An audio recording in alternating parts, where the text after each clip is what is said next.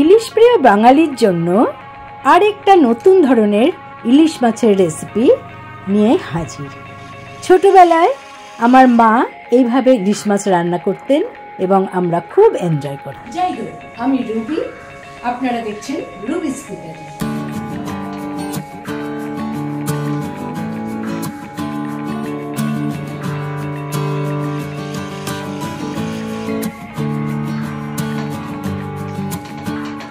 আমি এখানে 1 কেজি ইলিশ মাছ নিয়ে এসেছি। বেশ বড় বড় 8 পিস মাছের আমি স্বাদ মতো লবণ এবং 1 টিস্পুন হলুদ আর 1 টিস্পুন সর্ষের তেল ভালো করে মেখে নিচ্ছি। আজকে আমি 6 পিস মাছ রান্না করব, আর লেজা আর ওপরের কণ্ঠার যে মাছটা, সেই দুটো মাছ কিন্তু ভেজে খেতে খুবই ভালো লাগে, তাই আমি ভাজার জন্য এই 2 পিস তুলে রাখছি। এবার আমি শুরু করব এই 6 পিস মাছ দিয়ে রান্নাটা।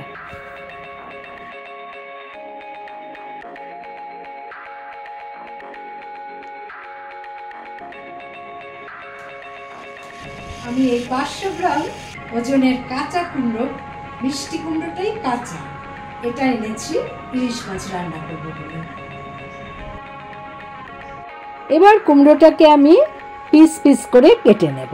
এই কাঁচা কুমড়োটা ইলিশ মাছ রান্নায় বেশি ভালো লাগে।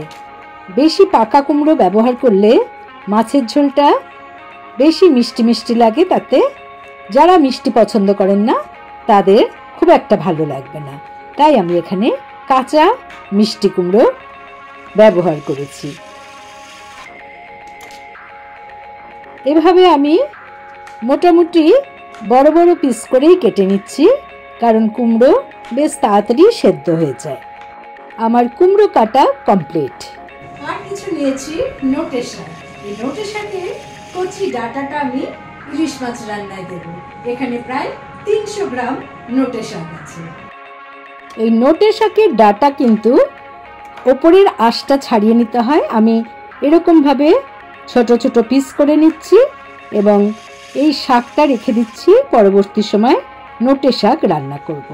তা এইভাবে আঁশগুলোকে ছাড়িয়ে নিতে হবে।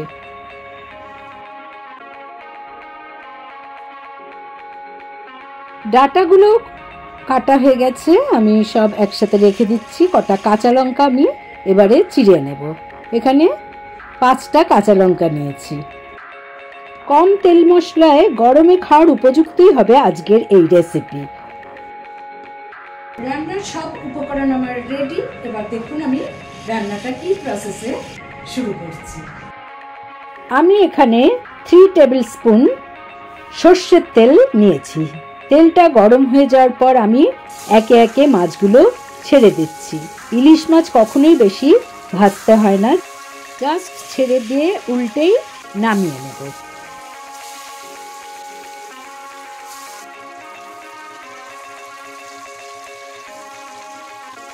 এই সময় ফ্লেমটা একটু কমিয়ে নেব।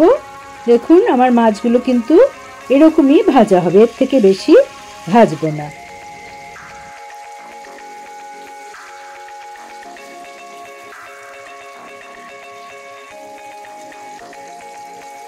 এবারে মাছগুলোকে একটা পাত্রে তুলে নিলাম।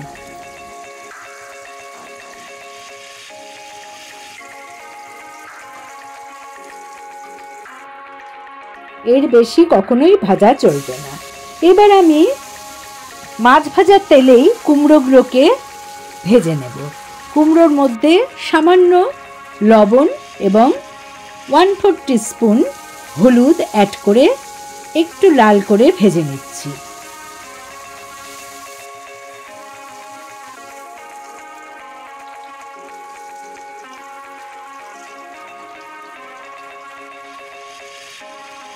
কুমড়ো ভাজা হয়ে গেছে, এবার আমি কুমড়োগুলোকে তুলে নিচ্ছি।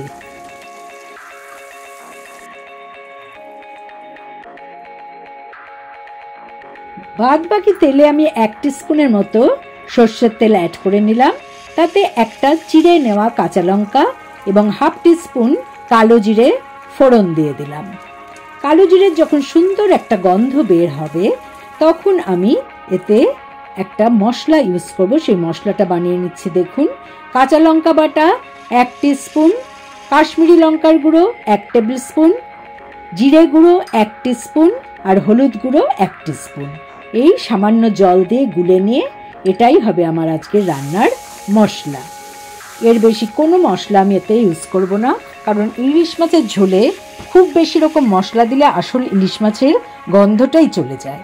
আমি এই মশলার সাথে ডাটাগুলো অ্যাড করে দিচ্ছি। নোটে শাকের ডাটাও সেদ্ধ হতে বেশি টাইম লাগে না, তার উপর আবার এই ডাটাগুলো ভালোই কচি আছে। আমি এখানে 1 টিস্পুন লবণ ইউজ করেছি। এর মধ্যে ভেজে নেওয়া যে কুমড়ো সেগুলো আমি অ্যাড করে নিলাম।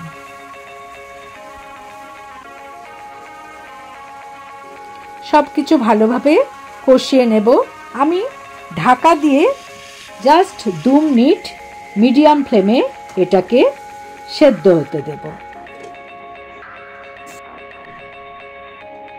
2 মিনিট হয়ে গেছে। এবার আমি দেখুন এগুলোকে আবার একবার নেড়ে নিচ্ছি। আমার কিন্তু মশলা কষানো হয়ে গেছে। আমি ফুটন্ত জল এখানে পরিমাণ মতো দিয়ে দিচ্ছি।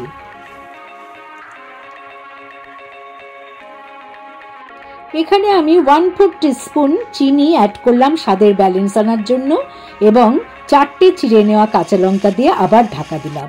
তবে চিনি আপনাদের পছন্দ মতো দেবেন, যারা পছন্দ করেন না অবশ্যই দেবেন না। আমি দেখে নিচ্ছি কুমড়োটা সেদ্ধ হলো কিনা। ভালোই সেদ্ধ হয়ে গেছে, সুতরাং আর বেশি আমাদের এই ঝোলের পেছনে খাটনি নেই।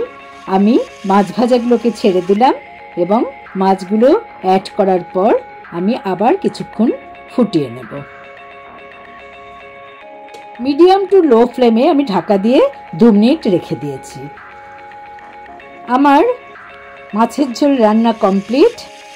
আমি ঢাকা দিয়ে গ্যাসের ফ্লেম অফ করে 5 মিনিট স্ট্যান্ডিং পয়েন্টে রেখেছি।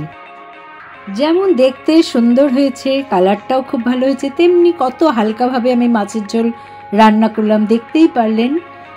সত্যি অসাধারণ একটা রেসিপি এটা। আপনারা অবশ্যই টেস্ট করুন এবং ভালো লাগলে আমার চ্যানেলে লাইক করুন, কমেন্ট করুন, শেয়ার করুন। নতুন বন্ধুদের সাবস্ক্রাইব করার অনুরোধ রইল।